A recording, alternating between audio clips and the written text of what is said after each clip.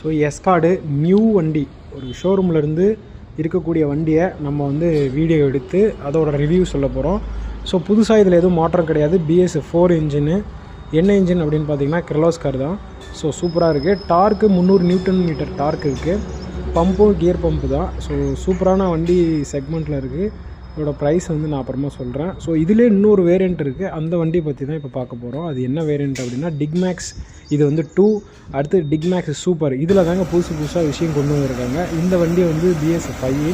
இதில் வந்து பயங்கரமான ஒரு இன்ஜின் யூஸ் பண்ணியிருக்காங்க. எஸ்கார்டு இன்ஜினே யூஸ் பண்ணியிருக்காங்க. இப்போது இதுக்கு வந்து டார்க் பார்த்திங்கன்னா 340 Nm டார்க் வந்து இன்க்ரீஸ் பண்ணியிருக்காங்க. அதே போல் வந்து பார்த்திங்க அப்படின்னாக்கா இந்த வண்டியில் இன்ஜின் எஸ்கார்டு இன்ஜின் யூஸ் பண்ணி சூப்பராக வந்து டார்க்கை இன்க்ரீஸ் பண்ணியிருக்காங்க. அதே போல் சூப்பரான வண்டி. அடுத்து வந்து பார்த்திங்க அப்படின்னாக்கா இவங்க நிறையா வேரியண்ட் வந்து கொண்டு வர போகிறாங்க. இது வந்து 75 HP வரும். அதாவது 74.5 HP.